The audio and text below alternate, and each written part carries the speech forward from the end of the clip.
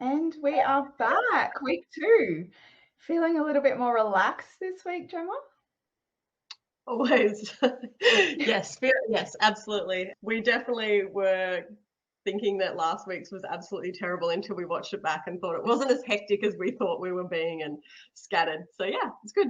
It definitely felt like we were jumping around a lot.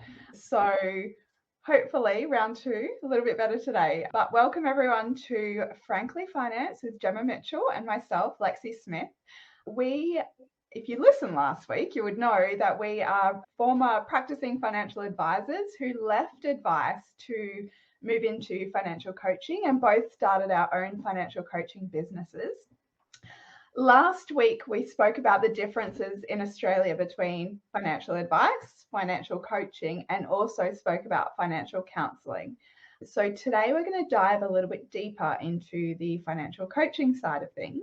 We're going to be opening the vault, sharing stories about some of our sessions. I've got a client intake form that I use and I ask some key questions in that. So we'll be certainly having a look at those answers to the questions, and then Gemma and I can chat through that. I was going to say, I also have that exact same form because I copied it from you because it's great. Collaboration, right?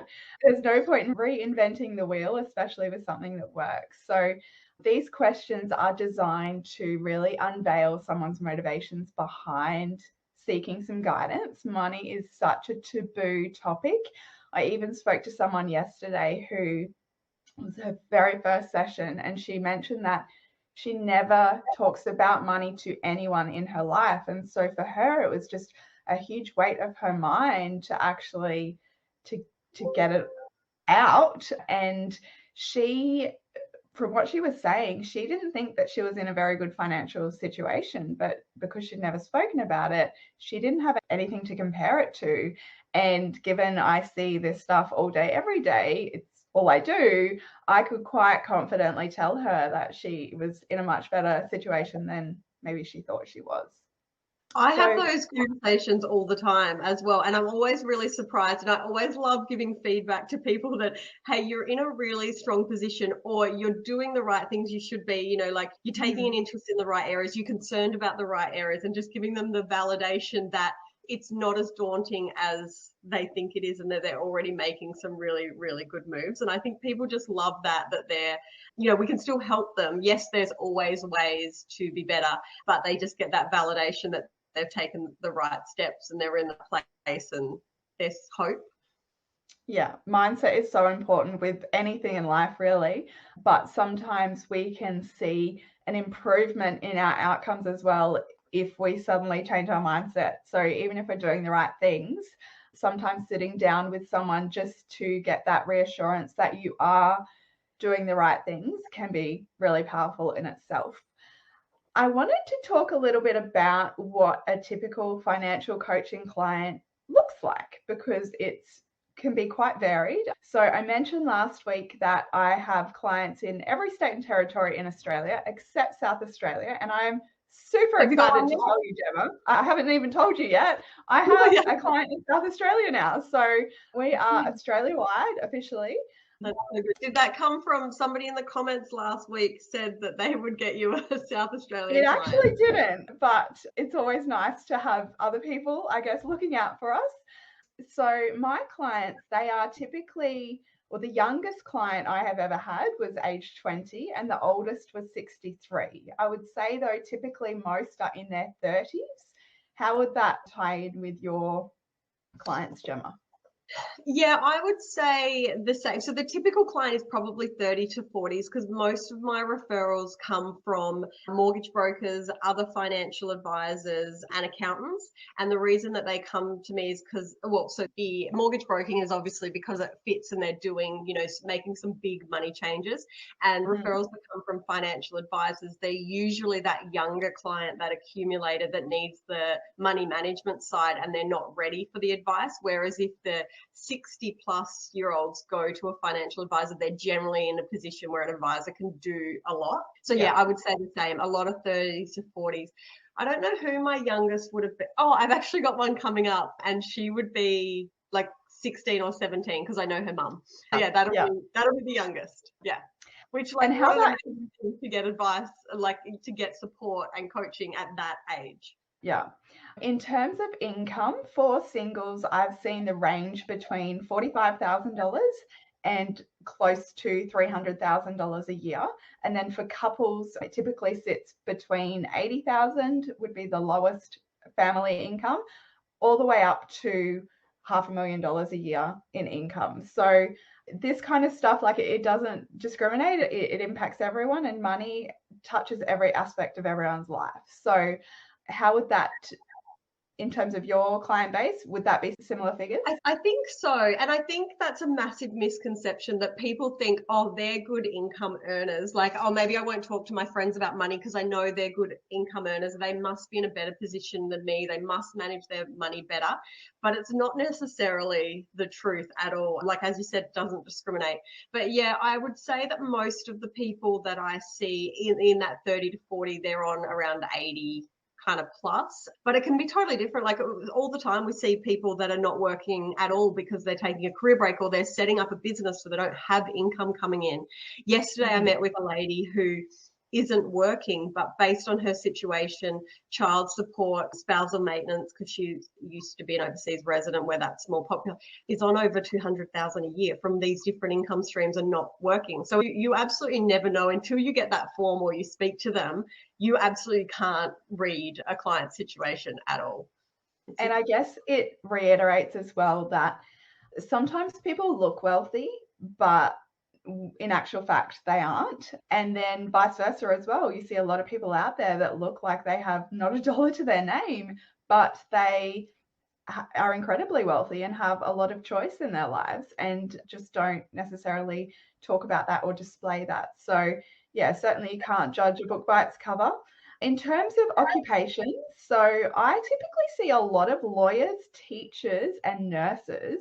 I don't know what it is about those occupations, and it could just be word of mouth that, I've met with one and then they've spoken to the people around them. But I've got a little list here that I put together this morning to show how vast the different occupations are of people that I see. So on top of those three that I mentioned, we've got flight attendants, property managers, public servants, real estate agents, police officers, architects, photographers, bookkeepers, which might surprise some people. Yeah, you'd assume that they're like good with money. But as I said last week, I'm a financial advisor who I still go to an advisor to bounce all my ideas around and talk about everything. So that would make sense that a bookkeeper who's good with managing and, still needs help with their own finances. Yeah. So again, there is no particular occupation or income that makes someone. What's the strangest occupation, like uncommon occupation that you've seen? That is, I don't really know that I have seen anyone in an unusual occupation. Do you have an example? No, but I know that you were That's talking about running.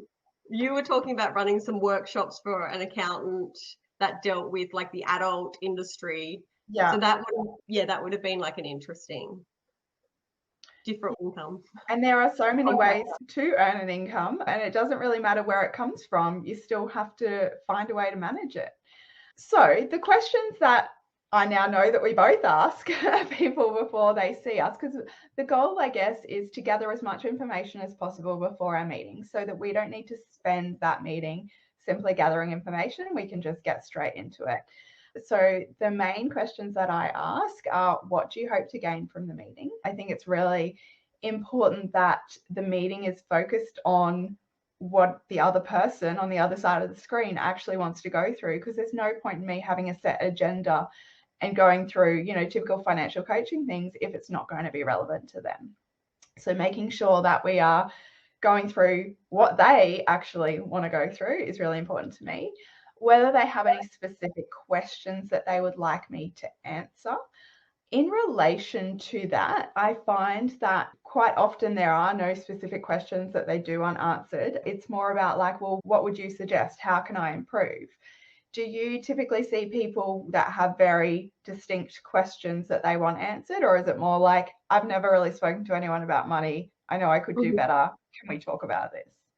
Yeah, I think it's really important to set the expectation. So I love asking, what do you want to get out of this meeting? And do you have any specific questions? And usually people will put a specific question in there, but they don't know what they don't know, and they know that. So if Yeah. that makes sense. So usually by asking them what they want to get out of it, then I can work out the questions that they have that they just don't know how to formulate. And Yeah. yeah, so I think the specific questions allow us to set the expectation that if we could even answer that, is that an area that I can give you a lot of general information, but I'll be the first stepping stone and it will result in you needing to go here, here, and here. Yeah. So I really want to set the expectation. And as I said last week, I always make sure that when people are going to have a financial coaching appointment, that they know that this is the first step. And it might be that I'm going to recommend they then go and see a financial advisor and pay, $8,000, but it's going to be in their best interest and they're going to be ready to take that next step. So I think, setting the expectations and making sure they know that we're not going to be able to fix everything in one appointment. We're going to give them information and education and support and hopefully confidence. But the most important thing I want people to get from these appointments is that the where to from here plan, because most of them just feel like frozen, that they've either got no information on financial topics and what they need to know, or they're overwhelmed with all of the social media, all of the books, all of the podcasts, and they're like, I have no idea what to do because I've got too much information. So I think when you know what they're wanting to get out of it, then you can help them with that roadmap of where to from here after you've seen me. And I would say that maybe only 10% of the people that I sit in front of end up being referred on to a financial advisor in terms of getting holistic advice, which is that more expensive piece. So I guess that also gives that 10% confidence that not everyone is necessarily referred on to an advisor. And if you are, there is very good reason for that. And that it is something that you are going to get a lot of value from, because advisors aren't going to charge you if they can't add enough value. So I'm making sure that I'm always referring to advisors who are of that same view as I am as well.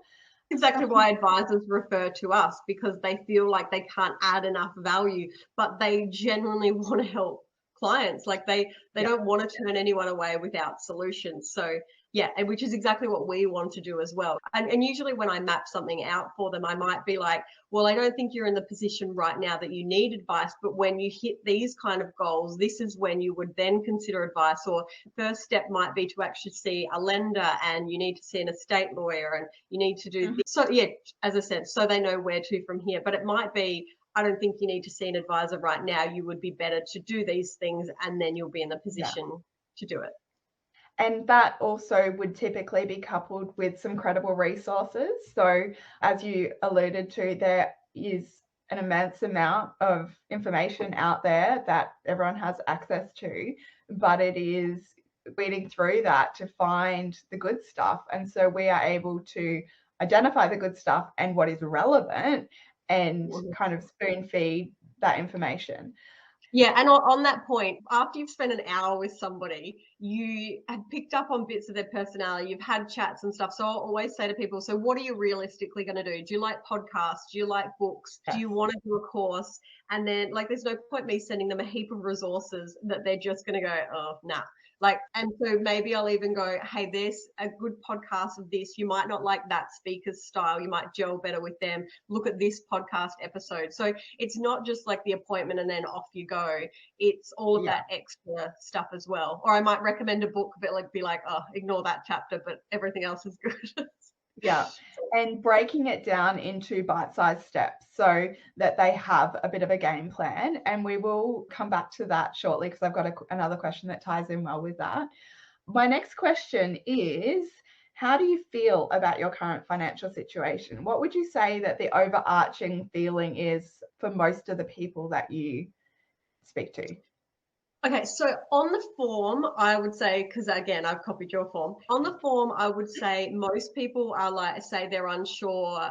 Yeah, they're not really sure how to put it into words, but when you start talking to them, it's overwhelm and uncertainty. and they know that they could be doing more, but they don't know what. So I think they struggle to put it into words, but the uncertainty is really up there. And a lot of that comes from their comparing themselves with other people. And that might be people they see on social media, which is not correct. Or they think because their friends have the new house and the new car, they're doing really well, but really they've just got massive debt repayments. So they're just really unsure what their situation is and uncertain and just need clarity and some confidence. Yeah, and I would definitely echo that the responses are either that they're not feeling good, it might be that they use the words overwhelmed or stressed, or a lot of the time I notice that people actually say, I actually feel pretty comfortable, I'm pretty happy, but I know I could do better.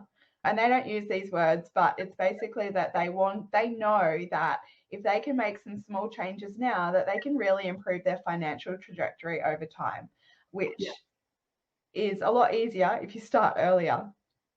So the next question is around financial goals, and I've made a little list. I've compiled all of the responses that I had, and they fall into probably 10 different things. So it's paying off debt, being financially stable, not living paycheck to paycheck, maybe buying a property, growing savings, or if they've already got the property, being mortgage free, starting an investment portfolio, going on maternity leave, which you would typically expect to see with couples in their 30s, getting a new car, and building an emergency fund. Outside of those things, is there anything else that you typically see in terms of financial goals written on that client intake form?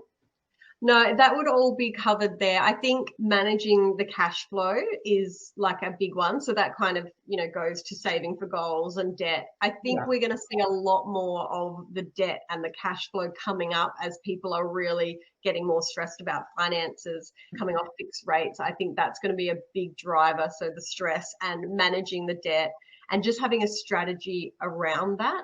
Yeah, I think they'll be the ones that keep coming up, but mainly people want to have conversations about how they can just manage their day-to-day finances better. And the knock-on effect then is they can save for holidays, they can be more comfortable, they can pay off debt faster. Yeah. And that coming off fixed rates is a very big thing at the moment. And I'm talking to a lot of people who they know that it's going to be bad, but they don't realize how bad. So if someone's sitting on an interest rate of, a smidgen under 2%, and then they're about to come off that fixed rate, they're looking at an increase in their repayments of between 40 and 50%. So that is huge, especially if they're already kind of living paycheck to paycheck with minimal capacity to save. We don't want to, it might be a while off yet that someone's fixed rate is ending. It might be 18 months, but I would still encourage those people to get in touch with someone, because you then have the time to work out how you're going to navigate to make that. the changes. Yeah. And then the change in your lifestyle is not going to be so sudden. Whereas I'm finding that most people that I see, that I talk to, my friends, probably even me, if you really look closely, is you just wait till the last minute when you have to make changes. Whereas if you slowly introduce those changes, it's not going to be so stressful. So the longer that you've got, again, it's just like planning for your retirement or investing. The earlier that you start, like if you started planning now and you knew in 12 months time my mortgage payments are going to be so different, you could start making changes now. Yeah, and you're hardly going to feel it the longer that you start preparing that. But I find most people are head in the sand until the month that it happens, and then it's like, oh shit. And there is the very real possibility that people are being forced to sell their homes at possibly an unfavorable time.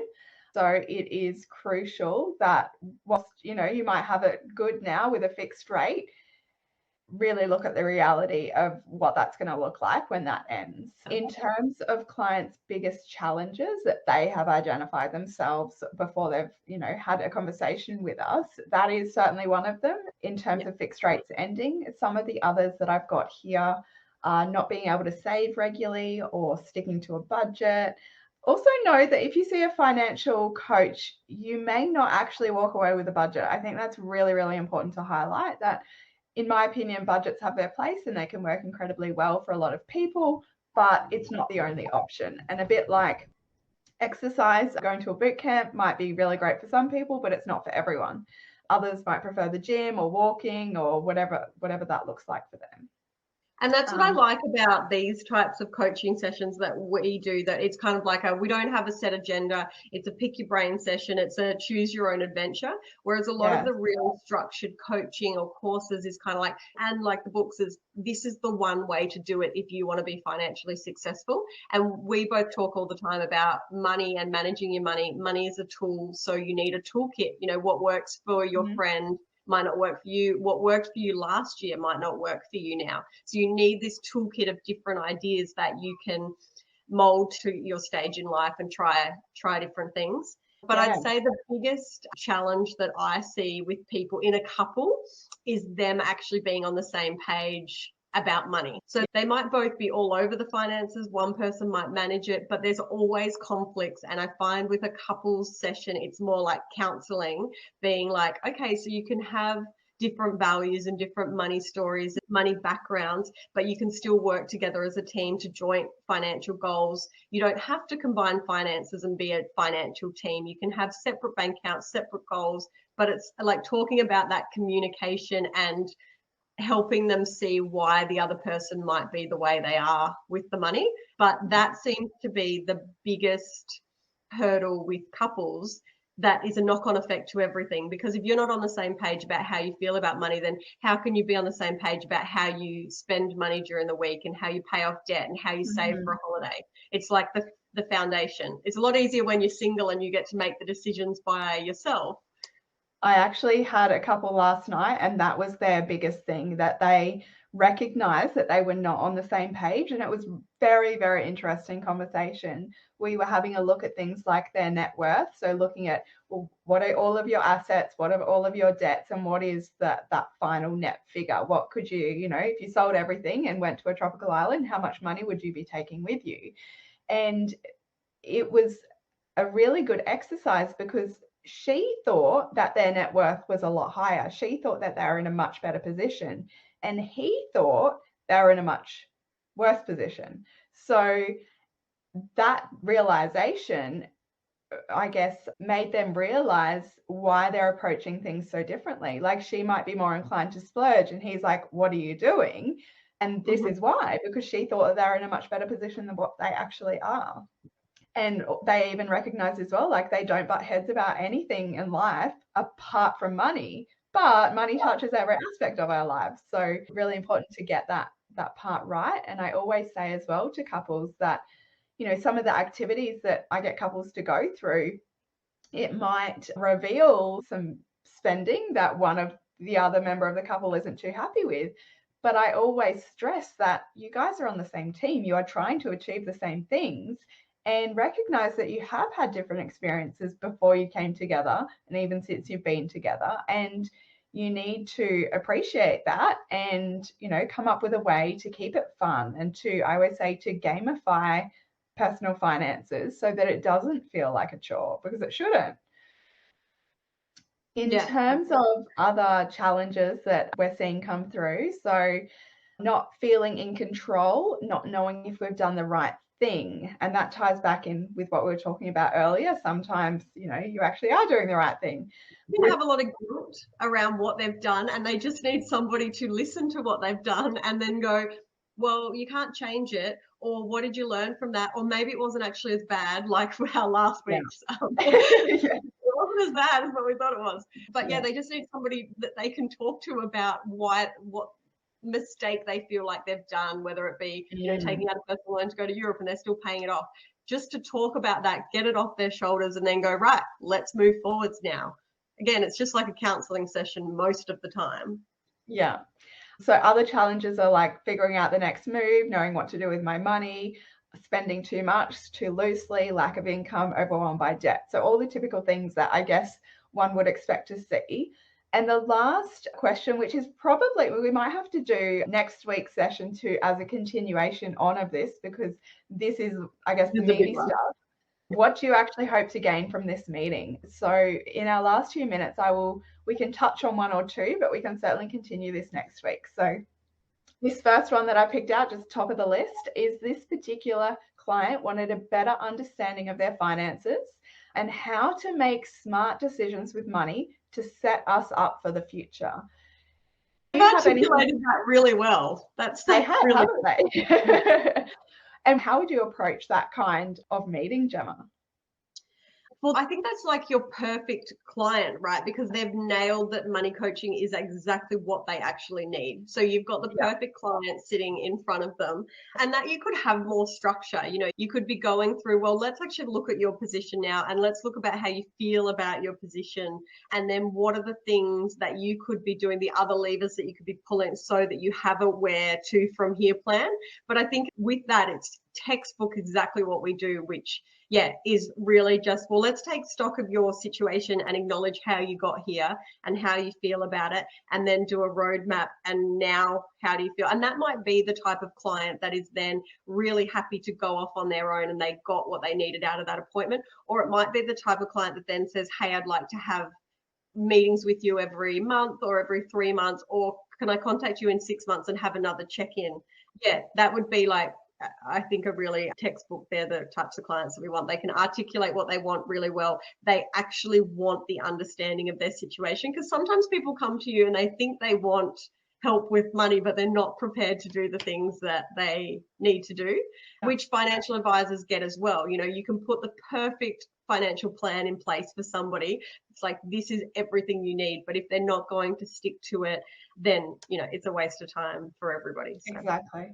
And I actually had one of those cases yesterday where it's kind of been recognized that the things that I have suggested over this period that we've been working together just aren't being done. And so a lot of our meetings are to do with accountability. But at the end of the day, like, we're not holding a gun to anyone's head. Like, you either want to help yourself or you don't want to help yourself. So if we find that our accountability meetings aren't working, well, then we have to really decide whether it's worth continuing, because there's no point in wasting my time, your time, if it's just maybe not. It might even be as simple as not the right personality match, which is what we spoke about last time, in that when you are looking for someone, you need to make sure that you do really gel with them, because you'll get more out of that.